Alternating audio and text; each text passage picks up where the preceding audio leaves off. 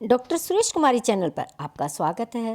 देखिए, आज हम चर्चा करेंगे कि कानून की भाषा से।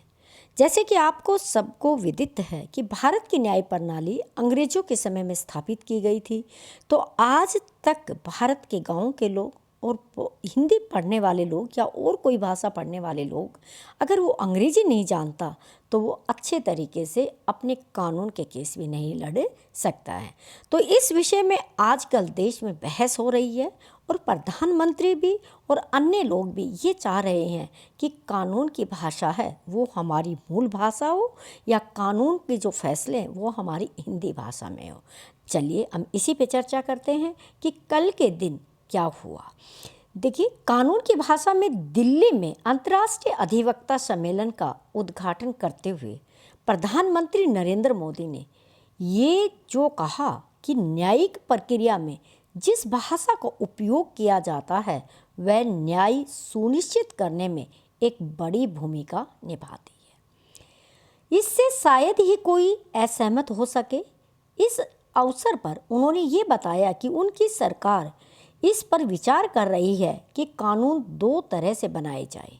कानूनों का एक मौजूदा उस भाषा में हो, मसौदा उस भाषा में हो जिसका उपयोग न्यायालय करते हैं, और दूसरा उस भाषा में जिसे आम आदमी समझ सके। ये काम होना ही चाहिए, क्योंकि तभी हम लोग कानूनों को सही तरह समझ सकेंगे।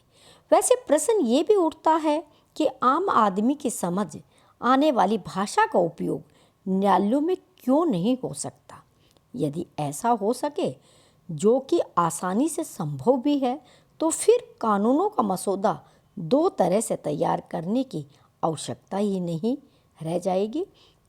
केवल कानूनों में भाषा ही ऐसी नहीं होनी चाहिए जो आम आदमी की समझ आ सके, बल्कि उसकी ये भी व्यवस्था होनी चाहिए कि लोगों को उसकी भाषा में न्याय मिल सके।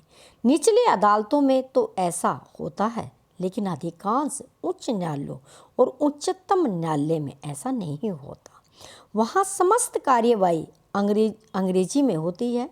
क्या ये विचित्र नहीं कि उच्चतर न्यायालयों में लोगों को अपनी भाषा में न्याय नहीं मिल पा रहा है?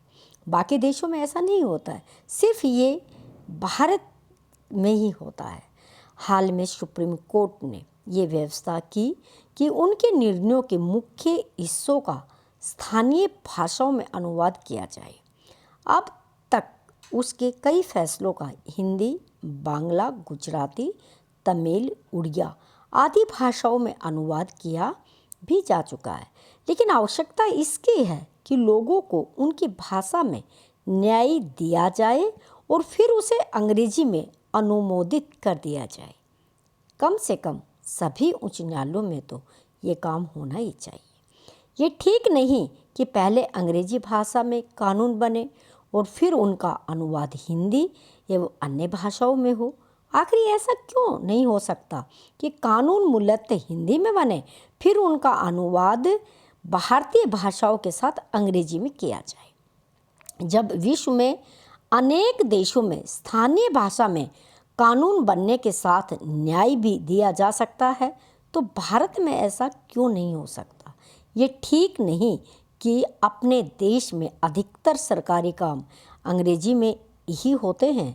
एक समस्या ये भी है कि अंग्रेजों ने भारतीय भाषाओं में अनुवाद आम आदमी की समझ में आने लायक भाषा में नहीं हो पाता। कई बार तो अनुवाद की भाषा इतनी दुरूह होती है कि कुछ समझ ही नहीं आ पाता है। आज जब मेडिकल और इंजीनियरिंग की पढ़ाई भारतीय भाषाओं में होने लगी है, तब फिर क्यों न हम कानून की भाषाओं में बनने जो कानून बने हैं अंग्रेजी में, उनको हिंदी भाषाओं में कर सके।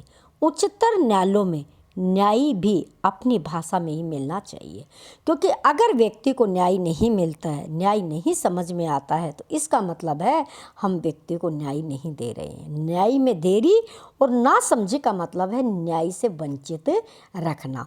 तो हम सभी का यही मानना है कि जब वैज्ञानिक, जब इंजीनियर, जब हिंदी भाषा में पढ़ाई कर रहे हैं, तो न्यायपालिका को भी अंग्रेजी भाषा को छोड़कर हिंदी भाषा में लोगों को न्याय देने का प्रावधान होना चाहिए। प्रधानमंत्री नरेंद्र मोदी के द्वारा की जा रही इस पहल का देश स्वागत करेगा और जो लोग कानून की कठिन भाषा को नहीं समझ पा रहे वो उसको आसानी से समझ पाएगा।